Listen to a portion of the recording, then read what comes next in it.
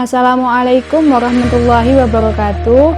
Saya Nabila Qatrunada dengan NIM 9321031120. Di sini saya akan menjelaskan materi kelas 7 bab 6 dengan tema dengan ilmu pengetahuan semua menjadi lebih mudah. Baiklah teman-teman, mari kita simak video berikut ya. Oke teman-teman, kali ini kita akan membahas tentang yang pertama, membaca dan memahami kandungan surat Ar-Rahman ayat 33 dan Al-Mujadalah ayat 11. Kemudian hukum bacaan tajwid Al-Syamsiyah dan Al-Qamariyah. Dan yang terakhir kita akan membahas tentang perilaku orang yang cinta ilmu pengetahuan berdasarkan surat Ar-Rahman ayat 33 dan Al-Mujadalah ayat 11. Nah, siapa sih pemilik ilmu itu? Pemilik ilmu adalah Allah Subhanahu wa Ta'ala. Allah disebut Al-Alim yang artinya maha mengetahui atau maha berilmu. Ilmu Allah itu sangat luas dan telah diberikan kepada kita berupa Al-Quran sebagai ilmu yang tertulis dan ayat-ayat kauniyah yang berisi alam semesta serta isinya. Selain belajar tentang alam semesta, kita juga wajib mempelajari ilmu Allah yang tertulis, yaitu Al-Quran. Kemudian kita lanjut ke pokok pembahasan yang pertama, yaitu membaca dan memahami kandungan surat Ar-Rahman ayat 33 dan Al-Mujadalah ayat 11. Yang pertama yaitu surat Ar-Rahman ayat 33 yang berbunyi Bismillahirrahmanirrahim. Ya ma'syaral jinni wal insi in istata'tum an tanfudhu min aqtaris samawati wal ardi fanfudhu la tanfudhuna illa bisultan. Nah, kemudian kita artikan satu persatu ya. Di sini juga terdapat mufradat atau kosakatanya. Yang pertama yaitu ya ma'syara, artinya wahai golongan, al jinni wal ins, jin dan manusia. Ini istata'tum, jika kalian sanggup, ang tangfudhu, untuk menembus, min aqtari, dan dari sebagian penjuru, as-samawati wal ard, langit dan bumi. Fangfudhu, maka tembuslah, la tangfudhuna, kalian tidak akan menembusnya, illa bisultan, kecuali dengan kekuasaan Allah Subhanahu wa Ta'ala. Dan secara keseluruhan, artinya, wahai golongan jin dan manusia, jika kamu sanggup menembus atau melintasi penjuru langit dan bumi, maka tembuslah. Kamu tidak akan mampu menembusnya kecuali dengan kekuatan atau kekuasaan dari Allah. Quran Surat Ar-Rahman ayat 33 ini menjelaskan betapa pentingnya ilmu pengetahuan bagi kehidupan manusia. Dengan ilmu pengetahuan, manusia dapat mengetahui benda-benda langit, manusia dapat menjelajahi angkasa raya. Manusia itu diberi potensi oleh Allah berupa akal, dan akal ini harus terus diasah, diberdayakan dengan cara belajar dan berkarya. Dengan belajar, manusia dapat mendapatkan ilmu dan wawasan yang baru. Dengan ilmu, manusia juga dapat berkarya untuk kehidupan yang lebih baik. Jadi begitu besar ya manfaat orang yang berilmu itu. Kemudian Nabi Muhammad SAW juga bersabda, An Anas ibn Malik radhiyallahu anin Nabi SAW, thalabul ilmi fardhatun ala kulli muslimin. Yang artinya dari Anas bin Malik radhiyallahu ia berkata, Rasulullah SAW bersabda, menuntut ilmu adalah suatu kewajiban bagi setiap orang Islam. Hadis riwayat Ibnu Majah. Jadi hadis ini menjelaskan tentang kewajiban orang Islam untuk menuntut ilmu. Kemudian tentang pentingnya ilmu pengetahuan, Imam Syafi'i dalam kitab Diwan menjelaskan, Man aradad dunya fa'alaihi bi ilmi wa man aradal akhirah fa'alaihi bil ilmi. Yang artinya, barang siapa yang menghendaki dunia, maka harus dengan ilmu. Barang siapa yang menghendaki akhirat, maka harus dengan ilmu. Jadi kalau kita ingin sukses di dunia, dan di akhirat, maka kita harus berilmu. Ilmu pengetahuan tidak akan mudah diperoleh kecuali dengan beberapa cara. Seperti dawuhnya Imam Syafi'i dalam kitab Diwan sebagai berikut.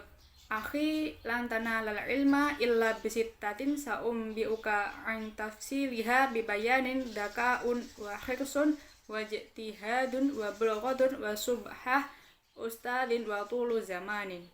Yang artinya, saudaraku, engkau tidak akan mendapat ilmu kecuali setelah memenuhi 6 syarat, yaitu kecerdasan, kemauan yang kuat, kesungguhan, perbekalan yang cukup, dan kedekatan dengan guru dalam waktu yang lama. Nah, dalam menuntut ilmu kita harus selalu semangat, harus punya niat dan tekad yang kuat, dekat dengan guru agar ilmu kita berkah, dan juga mencari ilmu itu butuh waktu yang lama supaya dapat melekat dalam pikiran kita, dan kita juga bisa dapat ilmu pengetahuan dengan lebih luas, karena ilmu itu sangat luas ya cakupannya. Kemudian kita lanjut ke Quran surat Al-Mujadalah ayat 11. Bismillahirrahmanirrahim. Ya ayyuhalladzina amanu idza qila lakum tafassahu fil majalisi fafsahu yafsahillahu lakum wa idza qila shuzu fanshuzu yarfa'illahu alladzina amanu minkum walladzina utul ilma darajat wallahu bima ta'maluna khabir. Kita artikan satu persatu ya. Di mufradat juga sudah ada nih, yaitu ya ayyuhalladzina, wahai orang-orang yang beriman, amanu, mereka beriman, idza qila lakum, apabila dikatakan kepada kalian, tafassahu, berlapang-lapanglah kalian, fil majalis, dalam majelis, fafsahu, maka berlapanglah, inshuzu, berdirilah kalian, fangshuzu, maka berdirilah, yarfa'illahu, Allah mengangkat, minkum, diantara kalian, utul ilma, orang yang berilmu, darajat, beberapa derajat, bima ta'maluna, dengan apa yang kamu kerjakan, khabir, Allah maha teliti.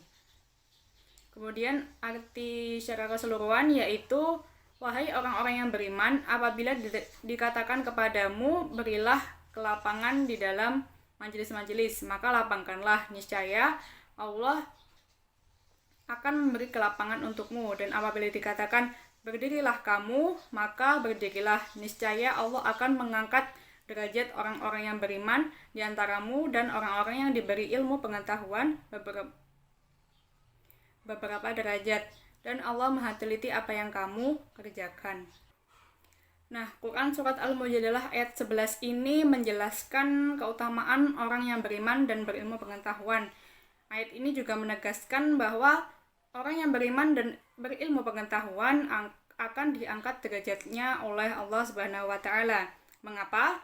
Karena orang yang beriman dan berilmu pengetahuan akan dihormati oleh orang lain dan diberi kepercayaan untuk bertanggung jawab dalam suatu apapun di dalam kehidupan. Dan artinya orang yang beriman dan berilmu itu lebih tinggi derajatnya daripada orang yang tidak berilmu. Dan ayat ini juga menjelaskan tentang berlapang-lapanglah kalian ketika berada dalam suatu majelis atau tempat untuk mencari ilmu.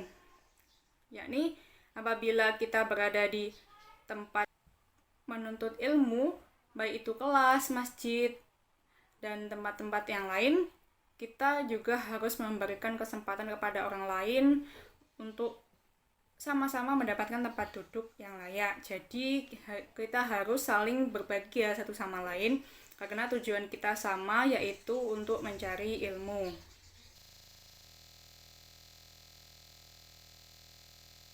Nah, kita lanjut ke pokok pembahasan yang kedua, yaitu hukum bacaan al-syamsiyah dan al-qamariyah. Dan jadi bacaan alif lam itu dibagi menjadi dua ya, al-syamsiyah dan al-qamariyah.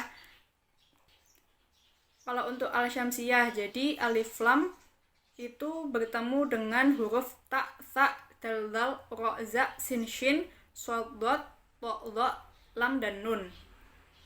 Jadi apabila alif lam bertemu dengan huruf-huruf tersebut, maka disebut bacaan alif lam syamsiyah atau al-syamsiyah.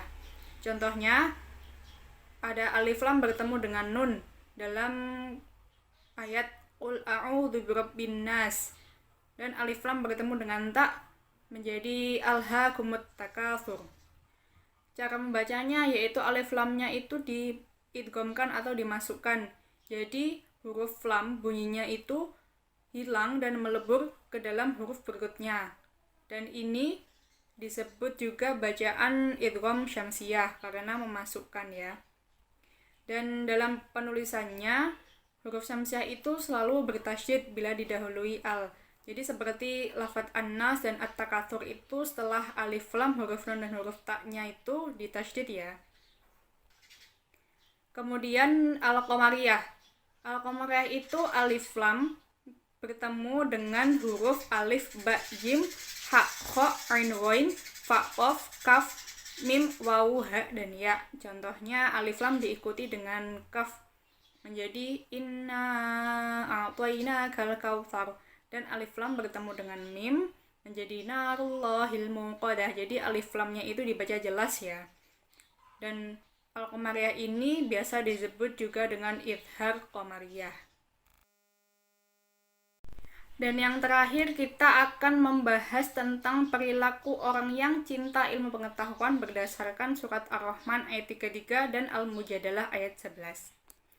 Sikap dan perilaku yang terpuji yang dapat kita terapkan dalam kehidupan sehari-hari berdasarkan surat Ar-Rahman ayat 33, yaitu yang pertama, kita harus senang membaca buku pengetahuan sebagai bukti bahwa kita itu cinta akan ilmu pengetahuan. Yang kedua, selalu ingin mencari tahu tentang alam semesta, baik di langit maupun di bumi, dengan terus menelaahnya. Jadi kita terus belajar sampai mengerti, sampai paham akan kekuasaan Allah.